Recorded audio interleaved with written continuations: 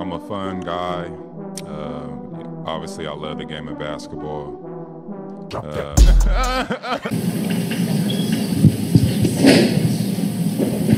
Good to see you guys again, or most of you guys.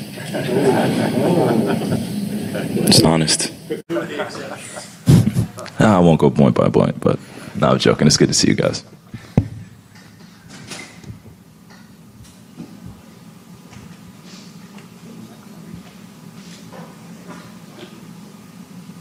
Kyrie, one thing you said last year was that you never get traded mid-season. What did you learn about that process and about yourself going through that big transition?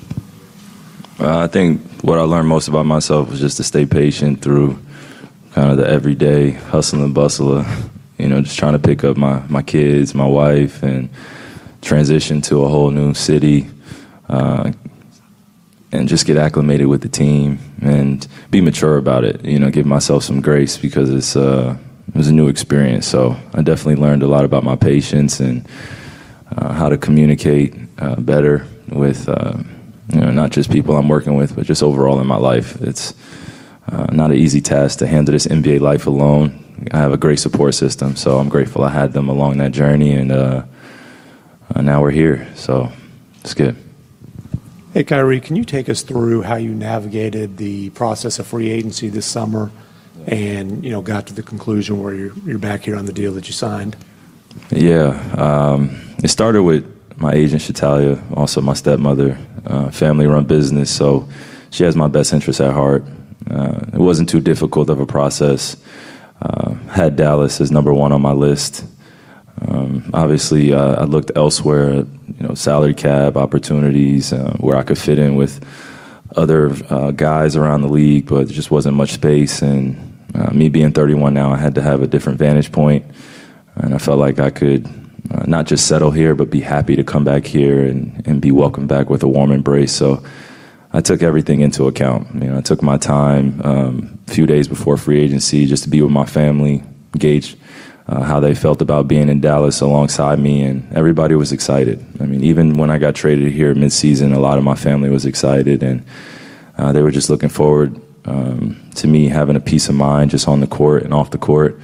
I had already dealt with enough past season, or the past 2 seasons, so they knew that I just wanted a lot of that off my back and off my shoulders, of feeling like I had to be Superman or I had to be perfect. I just wanted to be myself, and been going on the last few years just figuring myself out. So I think this is the best place to do it and continue to mature and grow as a man. What was the thought process behind the structure of the deal? A 2+1, obviously leaving you some flexibility there.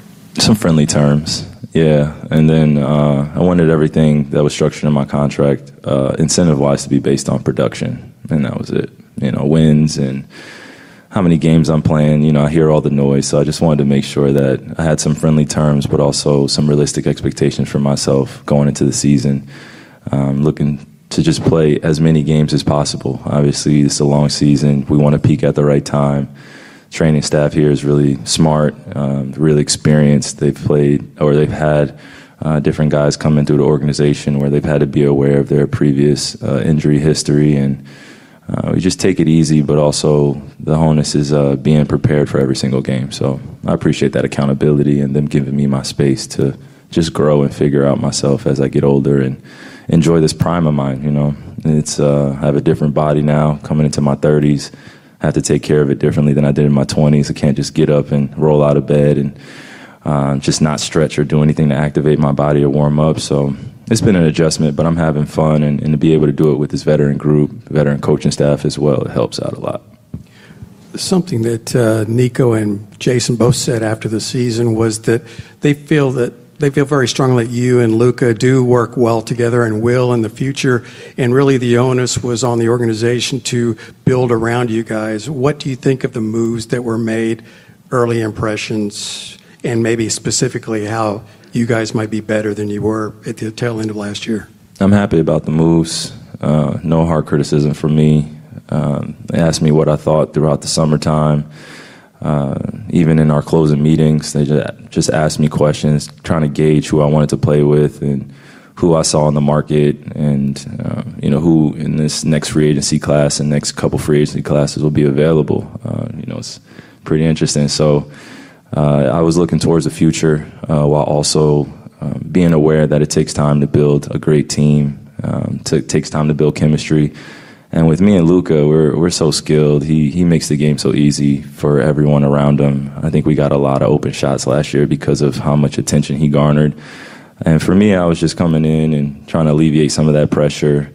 A few times, I think we were being too passive with one another. We're both killers on the court. Everybody knows it. We want to win. So we just have to continue to have that consistent mentality together and lead the team as best we can alongside other guys that have experience in this league or young guys that we have to coach even more so. So it's all been a learning experience. It was so quick last year, and there was so much pressure on us to win now, win big, and it's Luka and Kyrie. Why can't you guys win games? So we were answering a lot of questions that honestly, I don't think we were ready for, and health is everything in this league. So us not being 100% and going through last season and trying to do the best we could mentally and emotionally and physically, I got to give ourselves some grace and some credit. We made it through. We've had almost 6 months off, at least some of us. Luka's been playing in the World Cup, Josh played in the World Cup, Dwight. So guys have been playing, but I think more or less I'm looking forward to starting from day one like we're doing now. And we have the pieces out there. We have some young guys that are incredibly active. We drafted well. And just to be included in that process felt good. Just being asked questions on what I thought and how our pieces would fit around, but also I'm not the centralized focused. So, was Grant Williams one of the guys that you mentioned or that was talked about with you? Grant was one of those guys that I mentioned. He was a big piece in those Boston series when we were playing in Brooklyn. He really made it difficult on us. He wasn't the only one, obviously, but he was doing the intangibles out there, and I think he was looking for a bigger role somewhere else, and I can't knock a guy for wanting to try more and be more in this league. So coming here and getting the deal that he did, I was proud of him, but also I knew that the work was still ahead of us. Kyrie, you grew up in New Jersey. When you was 9 years old, Jason Kidd got traded to the New Jersey Nets, and you became one of his favorite players. He became one of your favorite players. Yeah. Could 9-year-old Kyrie envision this day that one day you'd be playing for Jason Kidd?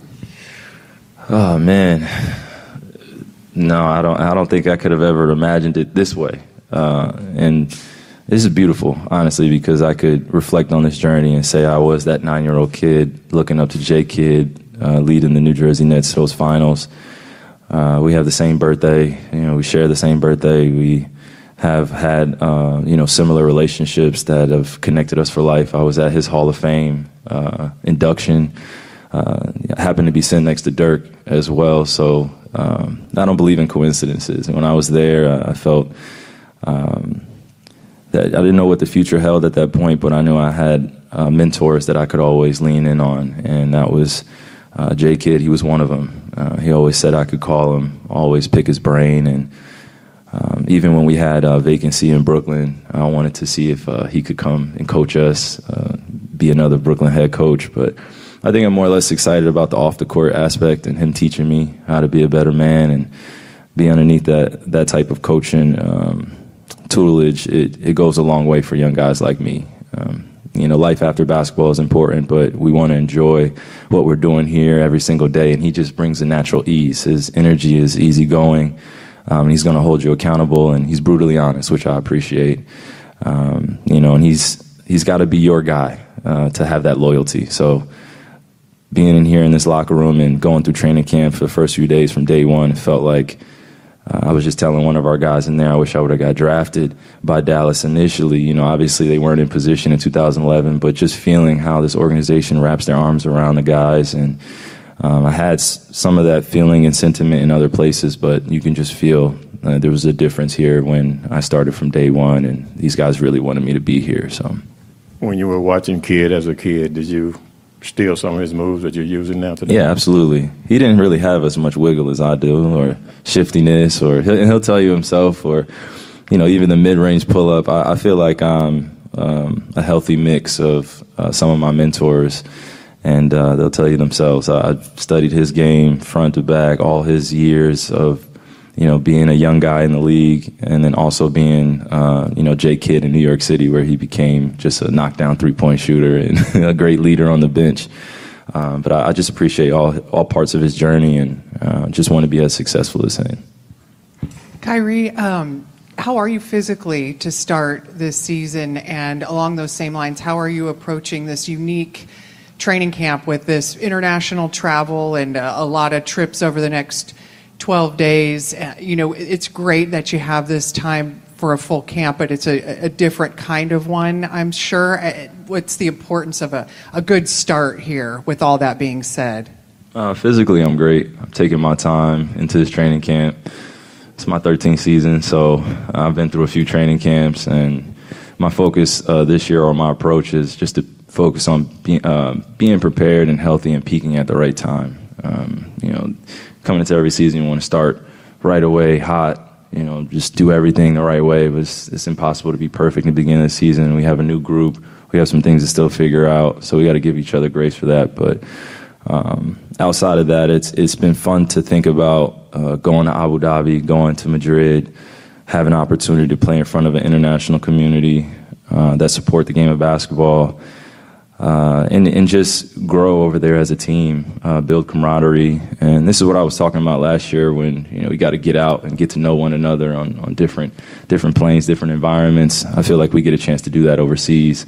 It is a quick training camp, but we can't make an excuse for that. We just got to put in our two-a-days and continue to get in better shape. And that's what this preseason is about. Short amount of days, a lot of work in those short days, but we'll get some rest on the back end when we come back home. But these next 2 weeks will have its ups and downs. But I just want to go into these games with a clear mentality that we just want to win, and we just want to continue to get better and dive deeper into the relationships that are going to matter for us later down in the season. Kyrie, you played with Seth for a year. How do you feel about what he's going to bring to this team and his obvious assets and how they'll fit in? I'm excited. He's an incredible shooter. He's an incredible leader to have in the locker room as well. He has experience, and he brings some diversity to that point guard role that we have on this team. And it's going to be interesting to see him out there with Luka and myself and Luka at times, but also running that second unit and coming in and filling in for our shooters. He really sets the tone. He has a great work ethic, and just looking forward to continuing to work with him. Kyrie, you streamed early on when Luka was playing friendlies, like watching his film. What did you see while he was playing with Slovenia? Like, he was utilizing some different ways, like off the ball and some actions out of the corner, like zoom actions, double wide pin downs. What did you see from that you could be like looking forward to with coming back to the Mavericks, playing with him as you build on your continuity with each other? Yeah, well, Luka already makes the game look easier here in the States, but when he plays for Slovenia, it's like he goes Super Saiyan mode. He goes ballistic, and you can see how close his teammates are, or how close they are as a team, and they've built some equity with each other, just going through that process of trying to make the Olympics, playing in the World Cup, and Luka's a big part of that country's success. So you have to give him credit just to be that young and to garner that much attention already, offensively and defensively. It's impressive to see him go through. I just wanted him to stay healthy. I was texting him every once in a while, just reminding him that me and Dirk have gotten World Cup MVPs. We're just waiting for him to get his. Eventually he will get it. But just, trying to give him some motivation while he's over there. It's a grind. It's a sacrifice to be away from your family. And you could see in some of their interviews, I was watching some of their interviews off stream of the Slovenian players, and tears rolling down their eyes. You can see how passionate they are. So, again, the closeness of that group, you can see Luka's being himself. And, while he's here, we just want to create that same environment. And I know Dallas has done that. And that's what I'm focused on, is just keeping him happy and working on, the little things that we could get better at as a duo and leaders of this team, and just down the stretch, how we trust each other a little bit more. He's incredibly talented. I'm incredibly talented. We put a lot of work into this game of ours that we love. So I want to see him be successful, and if he's successful, then our team is successful. So we just continue to play play that position here as a veteran and continue to be mature about the role that I'm here to fulfill, and just be real with them. You know, that's been the fun part. Just you have somebody that's skilled that young. It reminds me of some other guys that I've been around throughout the league. You can see that his trajectory is there. He has the potential, and now we just want to put it together with a full team successful season. Hey, Kyrie. Sorry. Hey, Kyrie. First of all, welcome back. You talked about free agency with organizations and coming back to Dallas. You were also a free agent with Shoe Deal. Just talk about the process of joining ANTA, not only as a player, but also as an executive and creative. Thank you, man. Yeah, it felt a little surreal this summer, being able to negotiate a shoe deal of the magnitude that I have, and alongside my all-leaving management team. They really emphasized me having creative control and being broadcasted to more of an international community, and having direction in that, and being able to come to the table and discuss that with the executives over there. There definitely is a language barrier. There are definitely things to be aware of politically, but also I think the importance for me was being able to put clothes on my family's back, putting clothes on my community's back, putting shoes on their feet, and being able to make a bigger impact with my platform after basketball. You know, I have less years playing than I do more years playing. I'm aware of that. But I think the fun part is being able to jump into that entrepreneurial lane and prepare myself for life after basketball my way.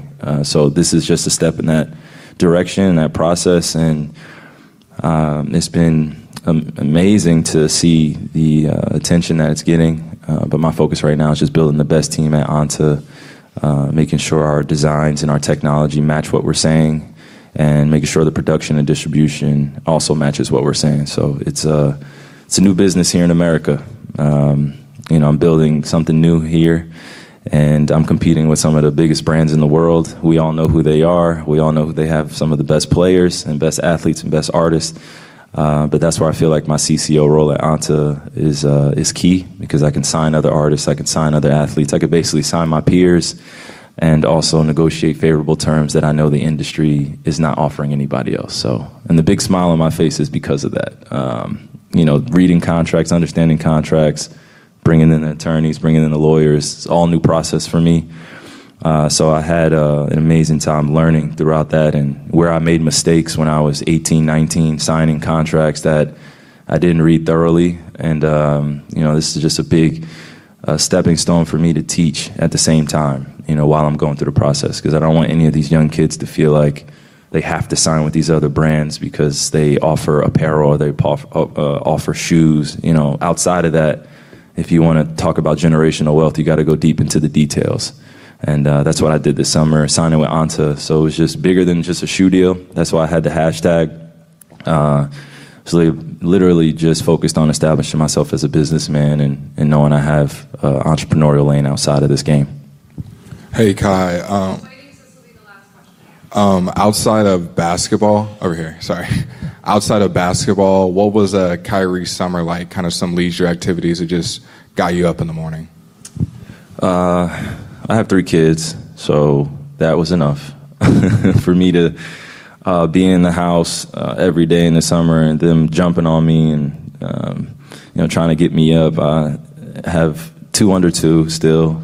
My son Elohim turns 1 in Dubai, or in Abu Dhabi, on the 4th coming up. So what an exciting time for them. He's waking up at 6 a.m. He's jumping on me. He still sleeps in our bed. And then Kai, he's 2. He just completely runs my household. And then my daughter, Azori, she is independent 100%, but also loves one-on-one time with daddy. So I make it an emphasis in the summer, especially this long summer that we had, to establish better relationship time with them and create a resourceful lifestyle where they can be a part of my life in the season too, where it didn't feel like such a drag or feel like so much pressure on me. I'm human. I miss my kids.